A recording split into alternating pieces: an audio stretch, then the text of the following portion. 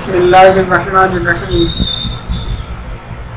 باب قول النبی صلی اللہ علیہ وسلم الدین النصیحۃ للہ ولرسولہ ولأئمۃ المسلمین وعامتہم وقولہ تعالی اذا نصحوا للہ ورسولہ. باب قول النبی صلی اللہ علیہ وسلم الدین النصیحہ للہ ولرسولہ ولأئمۃ المسلمین وعامتہم. حضور پاک صلی اللہ علیہ وسلم کا ارشاد ہے کہ دین اللہ کی خیر خواہی کا نام ہے، اللہ کے رسول صلی اللہ علیہ وسلم کی خیر خواہی کا نام ہے، اور مسلمانوں کے امراء کی خیر خواہی کا نام ہے، اور عام مسلمانوں کی خیر خواہی کا نام ہے. اور اللہ تعالیٰ کا ارشاد ہے اذا نصحوا للہ ورسولہ، کہ مکمل ایمان اور مکمل فرما برداری یہ ہے کہ لوگ اللہ اور اللہ کے رسول صلی اللہ علیہ وسلم کی خیر خواہی کرنے لگے. دیکھو یہ بہت اہم ترین ہدایت پر مشتمل روایت ہے. نصیحہ کے معنی آتے ہیں خیر خواہی، یعنی جو منصوح ہے اس کے حقوق کی حفاظت کا لحاظ رکھنا. بہت سارے الفاظ ایسے ہوتے ہیں کہ نسبتوں کے بدلنے سے ان کی تعبیر بدل جاتی ہے. جیسے مثال کے طور پر لفظ صلاح. لفظ صلاح کے ایک معنی ہے دعا، لیکن اس کی نسبت اللہ کی طرف بھی ہے، اس کی نسبت فرشتوں کی طرف بھی ہے، اور اس کی نسبت بندوں کی طرف، انسانوں کی طرف بھی ہے. تو نسبت بدلنے سے اس کے معنی بدل جاتے ہیں. ان اللہ وملائکتہ یصلون علی النبی، اللہ اور اللہ کے فرشتے اپنے نبی صلی اللہ علیہ وسلم پر درود بھیجتے ہیں. تو اب اللہ کی طرف نسبت کر کے اس کے معنی علیحدہ ہیں، فرشتوں کی طرف نسبت کر کے اس کے معنی علیحدہ ہیں، اور انسانوں کی طرف نسبت کر کے اس کے معنی علیحدہ ہیں. ایسے ہی نصیحت، یہ نصیحت کے معنی اور اس کا مفہوم نسبت کے بدلنے سے بدل جاتا ہے. اللہ کی خیر خواہی، اللہ کو تو کسی چیز کی ضرورت نہیں، تو اللہ کی خیر خواہی کا مطلب یہ ہے کہ اللہ کو تسلیم کریں، اس پر ایمان لائیں، اس کی توحید کو مانیں، اس کی تمام صفات کا اقرار کریں، اس کی اطاعت اور فرما برداری اور اس کے جو حق ہیں ان حقوق کو ادا کیے جائے. یہ اللہ تبارک و تعالیٰ کی خیر خواہی ہے. اللہ کے رسول صلی اللہ علیہ وسلم کی خیر خواہی، رسولوں کی خیر خواہی یہ ہے کہ ان کی رسالت کو تسلیم کیے جائے، ان سے محبت کی جائے، اور ان کے دین پر عمل کیے جائے، اور ان کے دین کی اشاعت اور حفاظت کی جائے. یہ رسولوں کے ساتھ خیر خواہی. امراء کے ساتھ خیر خواہی یہ ہے کہ جائز امور میں ان کی اطاعت اور فرما برداری کی جائے، ان کی بات کو سنا جائے، ان کی مدد کی جائے، اور بغیر عذر شدید کے ان کے خلاف بغاوت نہ کی جائے. عامت المسلمین کی خیر خواہی یہ ہے کہ ان سے محبت کی جائے، ان کو کسی طرح نقصان نہ پہنچایا جائے، ان کو فائدہ پہنچانے کی کوشش کی جائے، اور اگر کہیں ان کو دینی یا دنیاوی نقصان پہنچنے کا اندیشہ ہے تو ان کو نقصان سے بچانے کی کوشش کی جائے. یہ عام مسلمین کی خیر خواہی ہے، اسی کو یہاں بیان کیا گیا ہے. رسول پاک صلی اللہ علیہ وسلم کا ارشاد گرامی کہ دین اللہ کی خیر خواہی، اللہ کے رسول کی خیر خواہی، اور مسلمانوں کے امراء کی خیر خواہی، اور عام مسلمانوں کی خیر خواہی کا نام ہے. یعنی جب تک کسی انسان کے اندر خیر خواہی کا جذبہ نہ ہو تب تک وہ مکمل ایمان والا نہیں ہو سکتا۔ کمال ایمانی کے لیے ضرورت ہے کہ انسان کے اندر خیر خواہی کا جذبہ ہونا چاہیے۔ پڑھیے روایت۔ وبه قال حدثنا مسدد قال حدثنا يحيى عن اسماعيل قال حدثني قيس بن ابي حازم عن جرير بن عبد الله البجلي قال بايعت رسول الله صلى الله عليه وسلم على إقام الصلاة وإيتاء الزكاة والنصح لكل مسلم۔ حضرت جریر ابن عبداللہ البجلی رضی اللہ تعالیٰ عنہ فرماتے ہیں کہ میں نے رسول پاک صلی اللہ علیہ وسلم سے بیعت کی تھی نماز کے قائم کرنے کی، زکوٰۃ ادا کرنے کی، والنصح لکل مسلم اور ہر مسلمان کی خیر خواہی۔ یعنی جب حضور پاک صلی اللہ علیہ وسلم نے ان سے بیعت لی تو حضور پاک صلی اللہ علیہ وسلم نے بیعت کی اور دفعات کے ساتھ ایک دفعہ یہ بھی فرمائی کہ آپ یہ عہد و پیمان کرو، وعدہ کرو کہ ہر مسلمان کی خیر خواہی کروں گا، کسی مسلمان کی خیر خواہی کے اندر کوتاہی نہیں کروں گا۔ انہوں نے یہ بیعت کر لی تھی اور اس کو ایسا نبھایا کہ دنیا میں اس کی مثال ملنا مشکل ہے۔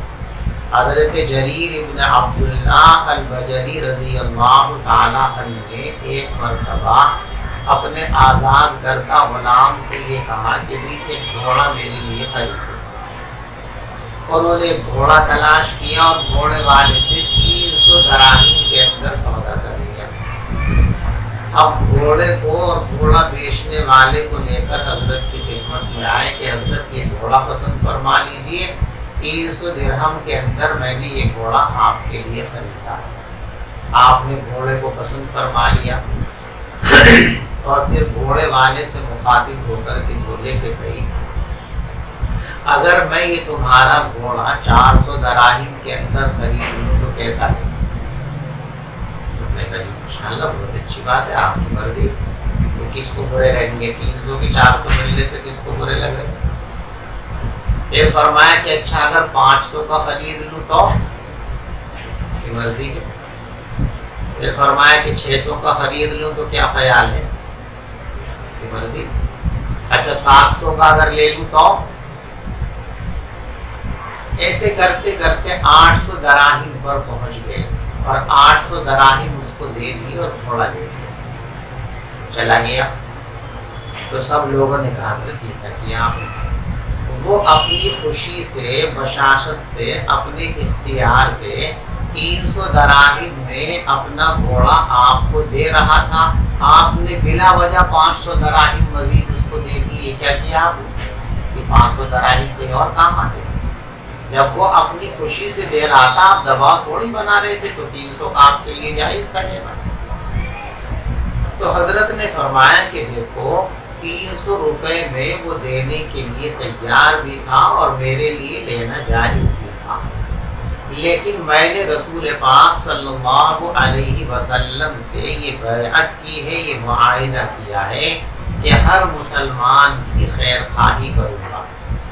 میری نظر میں، اس کو تو معلوم نہیں تھا، ناواقف تھا اپنے گھوڑے کی اصل قیمت سے، میری نظر میں اس کے گھوڑے کی قیمت 800 روپے ہے، تو میں اس کو 300 میں خریدتا تو اس کا 500 کا نقصان ہوتا، اور نقصان سے بچانا ہر مسلمان کا، یہ میں نے تو پیمان کر رکھا پیغمبر علیہ السلام سے۔ تو اگر میں اس کو 800 درہم نہ دیتا تو وہ جو میں نے عہد کیا ہے رسول پاک صلی اللہ علیہ وسلم سے کہ ہر مومن کی خیر خواہی کروں گا، وہ عہد و پیمان ٹوٹ جاتا۔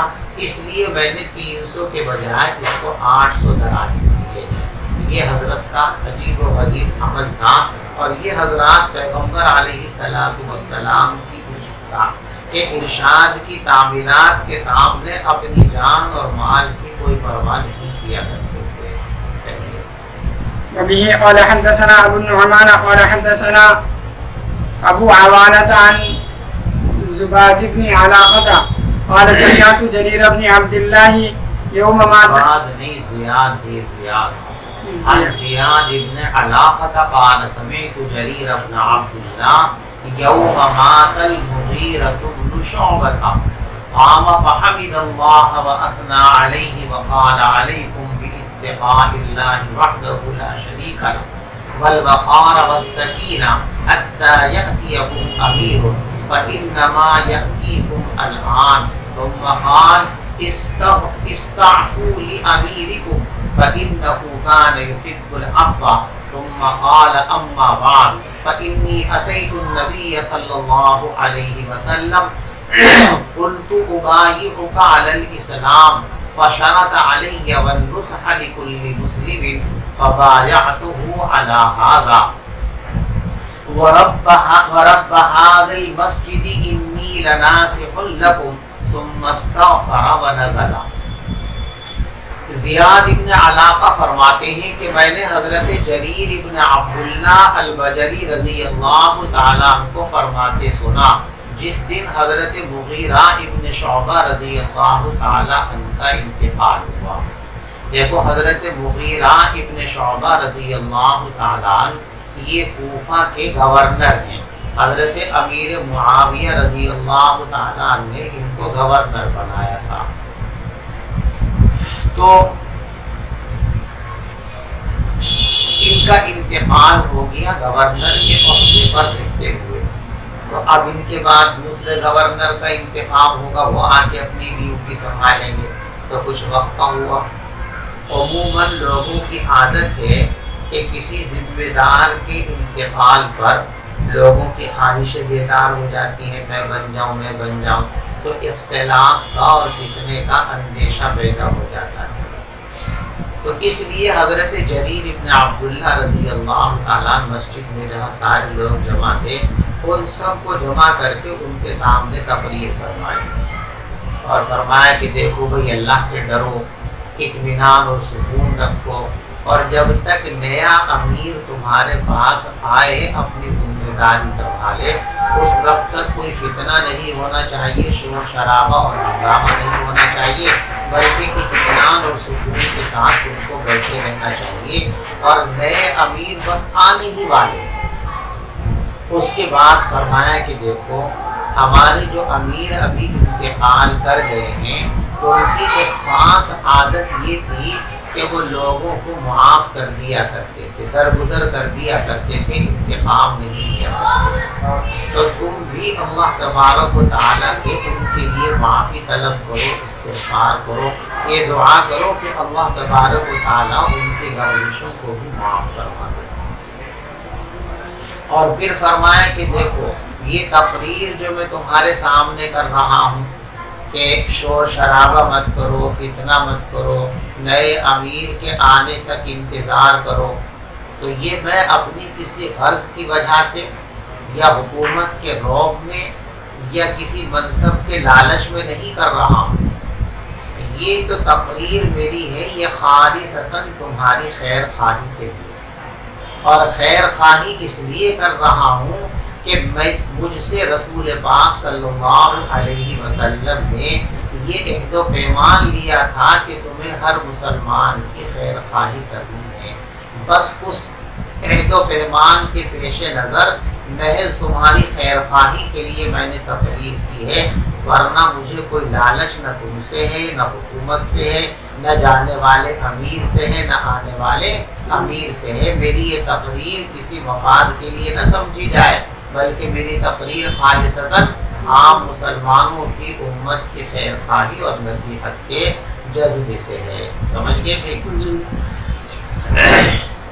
میں نے جریر ابن عبداللہ رضی اللہ تعالیٰ عنہ کو فرماتے ہوئے سنا اس دن جس دن حضرت مغیرہ ابن شعبہ رضی اللہ تعالیٰ عنہ کی وفات ہوئی.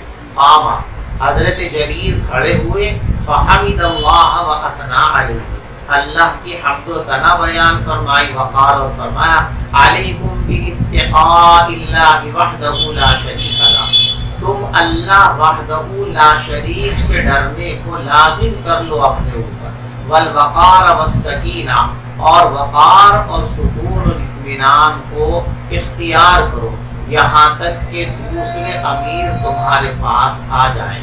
فإنما يأتيكم الآن, اور دوسرے امیر ابھی آ رہے ہیں. ثم قال پھر فرمایا استعفوا لأمیرکم تم اپنے امیر کے لیے اللہ سے معافی طلب کرو. فإنه كان يحب العفو اس لیے کہ وہ عفو اور مہربانی کو پسند کرتے تھے. ثم قال پھر فرمایا اما بعد فإنی أتیت النبی میں ایک روز نبی پاک صلی اللہ علیہ وسلم کے پاس آیا. قلت اور میں نے کہا ابایعک علی الاسلام میں اسلام کی بیعت آپ سے کرنا چاہتا ہوں. فشرط علی تو حضرت نے مجھ پر شرط لگائی والنصح لکل مسلم کہ ایمان تو قبول کر ہی رہے ہو, ایمان قبول کرنے کے ساتھ ساتھ یہ عہد و پیمان بھی مجھ سے کرو کہ ہر مسلمان کی خیر خواہی کروں گا. فبایعته علی ھذا تو میں نے یہ بیعت اللہ کے رسول صلی اللہ علیہ وسلم سے کر لی, میں نے یہ عہد و پیمان کر لیا. وَرَبِّ هَذَا الْمَسْجِدِ اور اس مسجد کے رب کی قسم کھا کر کہتا ہوں اِنِّي لَنَاصِحٌ لَكُمْ میں تمہاری خیر خواہی کرنے والا ہوں. یعنی کسی لالچ اور مفاد کے لیے تقریر میں نہیں کر رہا ہوں, بلکہ تقریر میں کیوں کر رہا ہوں, تمہاری خیر خواہی کے لیے کر رہا ہوں. ثم استغفر پھر انہوں نے استغفار کیا. ونزل اور آپ وہاں سے اتر گئے. استغفار کرنے کے بعد وہاں سے اتر گئے, یہ بات پوری ہو گئی. دیکھو یہاں پر کتاب الایمان مکمل ہو گئی اور شروع کتاب سے لے کے یہاں تک جو ہے 81 حدیثیں آپ پڑھ چکے ہو. یہاں تک 81 مرفوع حدیث آ چکی ہیں, جن میں سے 15 کتاب الوحی کے اندر ہیں اور کتاب الایمان کے اندر 66 حدیثیں آئی ہیں اور جن میں 33 حدیثیں مقرر آئی. اور مرفوع حدیثوں کے ساتھ ساتھ متابعات اور تعلیقات اب تک 12 آ چکی ہیں, 8 کتاب الوحی کے اندر اور 4 کتاب الایمان کے اندر. تو یہاں تک مرفوع احادیث کتنی ہو گئی ہیں, 81 ہو گئی ہیں کتاب الوحی اور کتاب الایمان دونوں کے اندر مل کر کے. بات سمجھ میں آ گئی. اب یہاں سے کتاب العلم شروع فرماتے ہیں. دیکھو کتاب الوحی تو اس لیے لائے تھے کہ ایمان کی بنیاد اسی پر ہے اور ایمان کو سب سے پہلے اس لیے لائے کہ وہی اصل الاصول ہے, اس کے بغیر تو کوئی چیز معتبر ہی نہیں. باقی تمام کتابوں سے پہلے کتاب العلم کو لائے ہیں اس لیے کہ جتنے آگے کتب آ رہی ہیں, جتنے مسائل آ رہے ہیں, ان سب کا مدار علم ہی پر ہے. طہارت آئے گی, ظاہر بات ہے کہ علم کے بغیر طہارت کیسے لیں. نماز آئے گی, ظاہر بات ہے کہ علم کے بغیر نماز کو کیسے ادا کریں گے. زکوٰۃ آئے گی, ظاہر بات ہے علم کے بغیر زکوٰۃ کو کیسے ادا کر سکتے ہیں. صوم آئے, یعنی جتنے مسائل ہیں, جتنے عبادات ہیں, جتنے معاملات ہیں, بحیثیت مسلمان ایک انسان پر جتنی ذمہ داریاں عائد ہوتی ہیں, ان ذمہ داریوں کو پورا کرنے کے لیے علم کی ضرورت ہے. علم کے بغیر کوئی انسان اپنے ان فرائض کو پورا کر ہی نہیں سکتا. اسی لیے حدیث میں فرمایا گیا طلب العلم فریضۃ علی کل مسلم ہر مسلمان مرد اور عورت پر بقدر ضرورت دین کا علم حاصل کرنا فرض ہے, لازم ہے. اس کے بغیر انسان اللہ کی عبادت کو کر ہی نہیں سکتا, دین کے تقاضوں کو پورا کر ہی نہیں سکتا. بات سمجھ میں آئی. اس لیے سب سے پہلے کتاب العلم کو لائے. کتاب العلم دیکھو علم کے عام معنی ہے جاننا, اور علم چونکہ اجل البدیہیات میں سے ہے. سلم کے اندر آپ نے پڑھا والحق انہ من اجل البدیہیات, اور بدیہی چیزوں کی تعریف کرنے کی ضرورت نہیں ہوتی ہے, اس کی تعریف سب جانتے ہیں.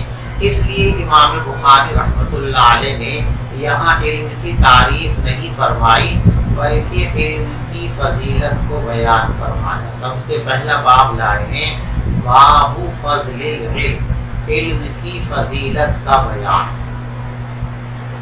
اس لیے کہ علم جو ہے اس کی تعریف سب کو معلوم ہے، اور دوسری وجہ یہ ہے کہ یہاں حقیقتوں کی تعریف بیان کرنا یہ بخاری کے مقاصد میں بھی شامل نہیں ہے، اور عربوں کا ایک دستور بھی تھا کہ جب وہ کسی چیز کو بیان فرماتے تھے تو سب سے پہلے اس کے فضائل کو بیان کرتے تھے تاکہ انسان کے دل میں اس کا شوق پیدا ہو جائے اور اہمیت پیدا ہو جائے، اور پھر وہ صحیح طریقے سے اس کی طرف اپنی توجہات کو مبذول کر سکے۔ اس لیے حضرت امام بخاری رحمۃ اللہ علیہ سب سے پہلے علم کی فضیلت کا باب لائے ہیں، باب فضل العلم، علم کی فضیلت کا بیان۔ وقول اللہ عز وجل یرفع اللہ الذین آمنوا منکم والذین اوتوا العلم درجات واللہ بما تعملون خبیر وقولہ رب زدنی علما۔ دیکھو امام بخاری رحمۃ اللہ علیہ کی عادت شریفہ یہ ہے کہ کسی مسئلے کو ثابت کرنے کے لیے قرآن پاک کی آیت لاتے ہیں، اس کے بعد رسول پاک صلی اللہ علیہ وسلم کی حدیث لاتے ہیں۔ لیکن یہاں حضرت امام بخاری رحمۃ اللہ علیہ نے یہ باب تو قائم کیا، باب فضل العلم، لیکن اس کے لیے کوئی حدیث نہیں لائے اس باب کے اندر، یہ باب بغیر حدیث کے ہے، کیونکہ آیت کریمہ کے فوراً بعد دوسرا باب شروع ہو گیا، حدیث نہیں لائے۔ تو اس پر لوگوں کو یہ سوال ہوا کہ اپنی عادت کے مطابق یہاں حدیث کیوں نہیں لائے، یہاں بھی حدیث لانی چاہیے تھی۔ تو لوگوں نے اس کے مختلف جواب دیے۔ بعض لوگوں نے اس کا جواب یہ دیا ہے کہ حقیقت میں یہاں باب ہے ہی نہیں، یہ باب فضل العلم یہاں یہ ناسخین کے سہو کا نتیجہ ہے، بلکہ اصل یوں ہے کتاب العلم وقول اللہ عز وجل یرفع اللہ الذین آمنوا منکم والذین اوتوا العلم درجات، یہاں باب ہے ہی نہیں، بلکہ کتاب کے شروع میں تبرکاً اور یہ ظاہر کرنے کے لیے کہ اس باب میں جتنی حدیثیں آئیں گی وہ سب اس آیت کی تفسیر ہیں، یہ ظاہر کرنے کے لیے کتاب کا عنوان رکھتے ہی آپ کیا لاتے ہیں، آیت قرآنی لاتے ہیں۔ جیسے آپ نے کتاب الایمان کے شروع میں بھی دیکھا، اسی طریقے سے جو ہے آپ نے کتاب الوحی کے شروع میں بھی دیکھا، آگے بھی دیکھیں گے۔ تو یہاں باب اصل میں تھا ہی نہیں، یہ تو کتاب کے فوراً بعد ایک عنوان کے طور پر، ہیڈنگ کے طور پر قرآن پاک کی آیت ذکر کی گئی، باب کا سلسلہ اگلے باب سے شروع ہوا۔ بعض لوگوں کی رائے تو یہ ہے، تو اگر یہ مان لیا جائے کہ یہاں باب تھا ہی نہیں بلکہ ناسخین کے سہو کا نتیجہ ہے تو اب اشکال خود بخود ختم ہو گیا، لیکن یہ بات کچھ زیادہ بہتر نہیں۔ اس لیے دوسرا جواب محدثین نے اور شارحین بخاری نے یہ دیا ہے کہ امام بخاری رحمۃ اللہ علیہ نے جب یہ کتاب لکھی ہے تو طریقہ یہ کیا ہے کہ سب سے پہلے جو ابواب ان کے ذہن میں آئے ان ابواب کو لکھ لیا۔ جیسے آج بھی انسان کوئی کتاب لکھنا چاہتا ہے تو پہلے عنوان کی فہرست مرتب کر لیتا ہے اور پھر اس کے مطابق اس میں مضامین شامل کرتا رہتا ہے۔ تو حضرت امام بخاری رحمۃ اللہ علیہ نے یہاں باب کا عنوان تو قائم کر لیا تھا اور حدیثیں تلاش کرتے رہے۔ اتنا بڑا کام ہے، اب اتنے بڑے کام کے اندر ایک آدھ جگہ سہو ہو جانا، بھول ہو جانا، یہ بشریت کا تقاضا ہے۔ حضرت امام بخاری رحمۃ اللہ علیہ نے یہ باب تو قائم کر لیا، اب ارادہ تھا کہ اس باب کے مناسب جب کوئی حدیث سامنے آئے گی تو وہ رکھ دیں گے، لیکن پھر بھول گئے، اور ایسا ممکن ہے۔ حالانکہ تصنیفات کے اندر اس طرح کے سہو ہو جاتے ہیں، یہ انسانی فطرت کا تقاضا ہے۔ یا پھر دوسرا جواب یہ ہے کہ امام بخاری رحمۃ اللہ علیہ یہاں پر روایت رکھنا چاہتے تھے، لیکن اس معیار کی کوئی روایت اس موضوع پر ان کو دستیاب نہیں ہو سکی جو ان کی شرائط کے مطابق ہو کہ اس کو یہاں رکھ سکیں۔ تو شرائط کے مطابق نہ ہونے کی وجہ سے یہاں پر کوئی روایت امام بخاری رحمۃ اللہ علیہ نے نہیں رکھی۔ لیکن ہمارے استاد محترم حضرت مفتی صاحب رحمۃ اللہ علیہ کی رائے یہ ہے کہ سب سے بہتر جواب یہ ہے کہ ضرورت نہیں سمجھی اس لیے نہیں رکھی روایت. بھی مسئلے کو ثابت کرنے کے لیے دلیل چاہیے، اور سب سے بڑی دلیل کیا ہے؟ قرآن پاک ہے. تو جب امام بخاری رحمۃ اللہ علیہ نے یہاں قرآن پاک کی آیت رکھ دی ہے تو اب بڑی دلیل کے بعد چھوٹی دلیل ضروری تھوڑی ہے. یہ بتانے کے لیے کہ مسئلے کو ثابت کرنے کے لیے حدیث ہی آئے ایسا ضروری نہیں ہے. جب قرآن میں دلیل موجود ہے تو اب دلیل کے لیے علیحدہ سے حدیث بیان کرنا ضروری نہیں رہتا. اس طرح متوجہ کرنے کے لیے حضرت امام بخاری رحمۃ اللہ علیہ نے جان بوجھ کر یہاں کوئی حدیث نہیں رکھی ہے. بات سمجھ میں آ گئی آپ کو؟ تو علم کی فضیلت کو بیان کرنے کے لیے یہ دو آیتیں بیان فرمائی. ایک آیت یہ 28ویں پارے کی ہے، یرفع اللہ الذین آمنوا منکم والذین اوتوا العلم درجات. اللہ تبارک و تعالی مرتبہ بلند فرماتے ہیں ان لوگوں کا جو تم میں سے ایمان لے آئے. یعنی ایک تو اہل ایمان رفیع القدر ہیں، مجموعی طور پر ہر ایمان کا مقام اللہ کے نزدیک بلند ہے، کافروں سے ان کا مقام بڑا ہوا ہے. والذین، اور خاص طور سے ایمان والوں میں سے جن کو صفت علم مل گئی، دولت علم مل گئی، ان کے درجات اور بھی بڑھے ہوئے. تو مؤمنین سب کے سب رفیع القدر ہیں، لیکن سارے مؤمنین میں رفعت قدر سب سے زیادہ کس کو حاصل ہے؟ اہل ایمان، اہل علم کو حاصل ہے. اور دوسری آیت لائے کہ دیکھو اللہ تبارک و تعالی نے اپنے نبی صلی اللہ علیہ وسلم کو یہ حکم فرمایا کہ علم کی زیادتی کی ہم سے دعا مانگا اور ربی زدنی علما. اے نبی آپ ہم سے یہ کہو کہ اے میرے رب میرے علم کو بڑھا دیجئے، میرے علم میں اضافہ فرما دیجئے. تو جس چیز کی بڑھوتری کی دعا کی تعلیم اللہ خود اپنے نبی کو فرما رہے ہیں، وہ چیز کس قدر اہم ہوگی.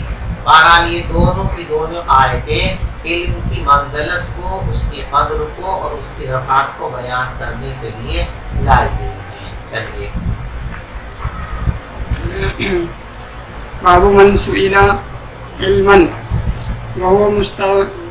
وهو مشتغل في حديثه فأتم الحديث ثم أجاب السائل. دیکھو طالب علم کے لیے اصل ادب تو یہ ہے کہ جب استاذ کسی چیز کے اندر مصروف و مشغول ہوں تو سوال نہیں کرنا چاہیے. پہلے ان کا وہ مشغلہ اور ان کا وہ عمل پورا ہو جائے، اتنے آپ انتظار کیجیے. جب ان کا وہ مشغلہ پورا ہو جائے، ان کی وہ ضرورت پوری ہو جائے، اب آپ اپنا سوال ان کے سامنے رکھیں. جیسا کہ پیچھے آپ نے روایت پڑھی کہ حضرت ابو ذر غفاری رضی اللہ تعالیٰ ایک مرتبہ نبی پاک صلی اللہ علیہ وسلم کے پاس تشریف لائے تو سوتا ہوا آپ کو پایا، لہٰذا واپس چلے گئے. پھر دوسرے موقع پر تشریف لائے تو حضرت بیدار تھے تو اپنا سوال آپ کے سامنے رکھ دیا. سمجھ میں آ گئی؟ تو اصل تو طالب علمی کا ادب یہ ہے کہ جب استاذ اپنی کسی طبعی ضرورت میں، شرعی ضرورت میں یا کسی بھی کام میں مصروف ہو تو اس وقت سوال نہیں کرنا چاہیے. یہ طالب علمی کا ادب اور شان ہے. سمجھ میں آ گئی؟ لیکن اگر طالب علم نے اس ادب کو ملحوظ نہیں رکھا یا وہ اس ادب کو نہیں جانتا تھا، استاذ اور مفتی کسی عمل میں مشغول ہیں اور اسی دوران اس نے آ کر سوال کر دیا تو کیا کرنا چاہیے؟ فوراً اس کے سوال کا جواب دینا چاہیے یا اپنی بات اور کام کو پورا کرنے کے بعد پھر اس کا جواب دینا چاہیے. اس حدیث کے اندر یہ بات ثابت کی گئی اس باب کے اندر کہ سائل کو، مفتی کو اور استاذ کو یہ حق ہے کہ وہ سائل کا جواب فوراً نہ دے، بلکہ پہلے اپنے اس کام کو پورا کر لے اور اس کام کو پورا کرنے کے بعد اس کو جواب دے دے. اگر مفتی نے اور عالم نے اور استاد نے فوراً جواب نہیں دیا تو جواب کے تاخیر کرنے میں وہ گنہگار نہیں کہلائے گا، اس کو حق ہے کہ وہ اپنی بات اور اپنے کام کو پورا کرنے کے بعد جو ہے اس میں جواب دے دے۔ چنانچہ یہاں سائل نے سوال کیا، حضور پاک صلی اللہ علیہ وسلم لوگوں سے باتیں کر رہے تھے، ایک صاحب نے آ کر فوراً کہہ دیا متی الساعۃ یا رسول اللہ، حضرت قیامت کب کو آئے گی؟ تو پیغمبر علیہ السلام نے اس کے سوال کا جواب نہیں دیا اور اپنی بات جاری رکھی۔ تو صحابہ میں چینوں گوئیاں ہونے لگی، کوئی تو یوں کہہ رہا تھا کہ دیکھو حضرت نے اس کا سوال سنا نہیں ورنہ حضرت فوراً اس کا جواب دیتے، اور کوئی یوں کہہ رہا تھا کہ نہیں حضرت نے سن لیا لیکن اس کا سوال نامناسب ہے اس لیے غصے میں حضرت نے جواب نہیں دیا۔ یہ لوگ سوچ رہے اپنے اپنے طور پر۔ حضور پاک صلی اللہ علیہ وسلم جو بات فرما رہے تھے اس کو مکمل کر لیا آپ نے، اس کے بعد فرما اینا، کئی وہ کہاں ہیں جو ابھی سوال کر رہے تھے ہم سے قیامت کے بارے میں؟ تو اگر یہ حضور میں نہیں تو پوچھا کیا کہہ رہے تھے بتاؤ؟ اس نے کہا متی الساعۃ، حضرت یہ بتائیے قیامت کب آئے گی؟ تو آپ نے فرمایا کہ جب تم یہ دیکھو کہ امانت ضائع کی جانے لگی تو بس سمجھو قیامت آ گئی۔ امانت کیسے ضائع ہوگی کہ امانت ضائع کرنے کا کیا مطلب ہے؟ فرمایا اذا اسد الامر الى اہلہ، جب نااہلوں کو ذمہ داریاں سپرد کی جانے لگے، ایسے لوگ جو کسی منصب کو سنبھالنے کی صلاحیت نہیں رکھتے لیکن رشوت کے ذریعے یا تملق اور چاپلوسی کے ذریعے یا اقربا پروری کے طور پر ان کو عہدے اور ذمہ داریاں دی جانے لگیں، جب یہ صورتحال پیدا ہو جائے قومی اور ذاتی اداروں میں تو اب سمجھ لو کہ قیامت کی گھنٹی بجنے کے قریب آ گئی۔ تو دیکھو یہاں حضور پاک صلی اللہ علیہ وسلم نے سائل کے سوال کا فوراً جواب نہیں دیا بلکہ پہلے اپنی بات مکمل فرمائی اس کے بعد جواب دیا۔ یہی امام بخاری رحمۃ اللہ علیہ ثابت کرنا چاہتے ہیں کہ اگر مفتی سے، عالم سے، استاد سے آ کر فوراً کوئی سوال کر لے تو ضروری نہیں ہے کہ فوراً جواب دے، بلکہ پہلے اپنی اس مشغولیت کو جس میں وہ مشغول ہے اس کو مکمل کر لے، اس سے فارغ ہو کر جواب دے دے۔ جیسے یہاں آقا نے پہلے اپنی بات مکمل فرمائی اور اس کے بعد سائل کے سوال کا جواب دیا۔ بات سمجھ میں آئی؟ یہ امام بخاری رحمۃ اللہ علیہ نے بات بیان فرمائی اور بات اپنی جگہ پر بالکل درست ہے، یہی حکم شریعت ہے، لیکن اس میں تھوڑی سی بات اور ذہن نشین کرنی چاہیے۔ فوراً جواب دیں یا فوراً جواب نہ دیں، اس کا دار و مدار سوال کی نوعیت اور سائل کی حالت پر بھی ہے۔ مثلا ایک سوال کرنے والا ایمرجنسی سوال لے کر کے آیا اور اندیشہ ہے کہ فوراً جواب نہ دیا گیا تو نقصان ہو جائے گا، تو علماء فرماتے ہیں کہ ایسی صورت میں مفتی کو، استاذ کو، عالم کو اپنی مشغولیت روک کر کے پہلے اس کو جواب دینا چاہیے تاکہ نقصان نہ ہو۔ اور سوال اگر فوری نہیں ہے، ایمرجنسی نہیں ہے اور سوال کا جواب مؤخر کرنے میں کوئی نقصان کا اندیشہ نہیں ہے تو ایسی صورت میں سوال کو روک دیں، جواب کو مؤخر کریں، جب اپنا کام پورا ہو جائے اس کے بعد جواب دے جائے، ٹھیک ہے نا؟ تو اب سائل کے سوال کا جواب فوراً دیں یا اپنے کام سے فارغ ہو کر کے دیں، اس کا دار و مدار کس پر ہے؟ حالات کے اوپر ہے۔ حالات کا تقاضا اگر فوری جواب کا ہے تو بہتر یہ ہے کہ اپنے مشغلے کو روک کر پہلے اس کو جواب دیں، اور اگر سوال ایسا نہیں ہے، اس میں تاخیر کی گنجائش ہے جواب میں، تو پھر پہلے اپنا مشغلہ، اپنا کام پورا کریں اور اس کے بعد سائل کے سوال کا جواب دیں۔ آپ سمجھ گئے؟ من سئل علما، کسی آدمی سے علمی بات پوچھی گئی اور وہ اپنی بات میں مشغول ہے، فأتم الحدیث، تو پہلے وہ اپنی بات مکمل کر لے اور پھر سائل کا جواب دے۔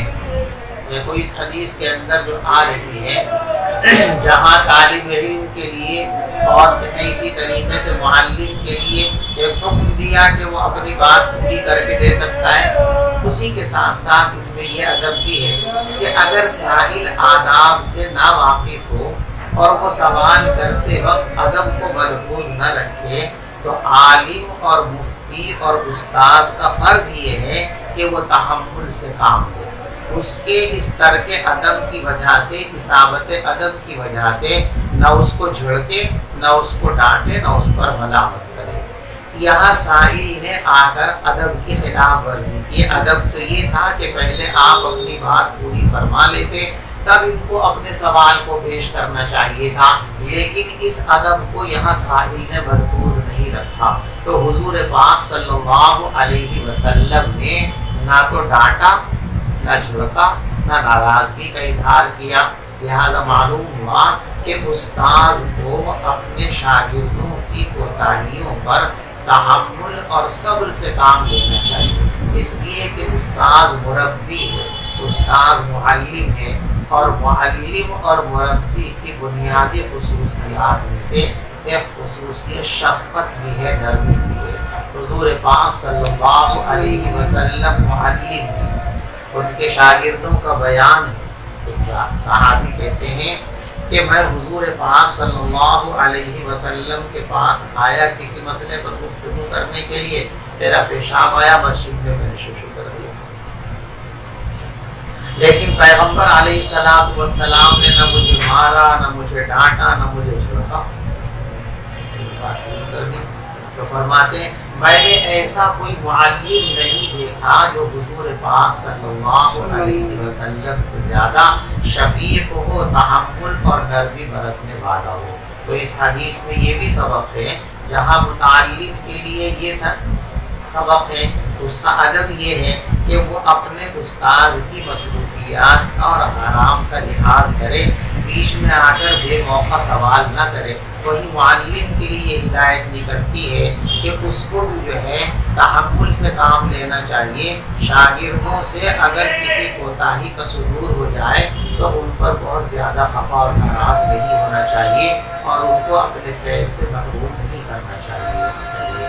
وبه قال حدثنا محمد بن سنان قال حدثنا فريح تحويل قال وحدثني إبراهيم بن منذر قال حدثنا محمد وبه قال حدثنا محمد بن سنان قال حدثنا فليح قال وحدثني إبراهيم بن المنذر قال حدثنا محمد بن فليح قال حدثنا أبي قال حدثني هلال بن علي عن عطاء بن يسار عن أبي هريرة رضي الله عنه قال بينما النبي صلى الله عليه وسلم في مجلس يحدث القوم جاءه أعرابي فقال متى الساعة فمضى رسول الله صلى الله عليه وسلم يحدث فقال بعض القوم سمع ما قال فكره ما قال وقال بعضهم بل لم يسمع حتى إذا قضى حديثه قال أين أراه السائل عن الساعة قال ها أنا يا رسول الله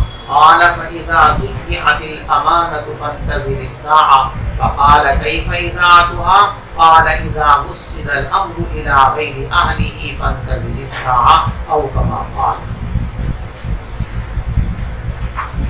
حضرت ابو ہریرہ رضی اللہ تعالیٰ عنہ فرماتے ہیں کہ نبی پاک صلی اللہ علیہ وسلم ایک مجلس میں لوگوں سے باتیں فرما رہے تھے۔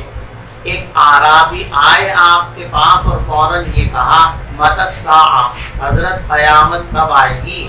فمضى، پیغمبر علیہ السلام اپنی بات پیغمبر علیہ السلام بات فرماتے رہے۔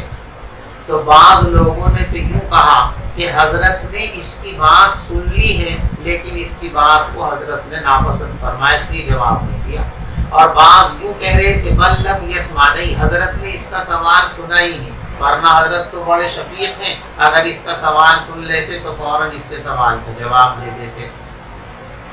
حتی اذا قضا حدیثہ، یہاں تک کہ جب حضور پاک صلی اللہ علیہ وسلم نے اپنی بات پوری کر لی تو فرمایا اینا، دیکھو یہ قرآن السائل عن الساعہ، یہ راوی کا جملہ ہے، آئینہ تو حضور نے فرمایا یہ تو پختہ یاد ہے، لیکن آگے کیا تھا؟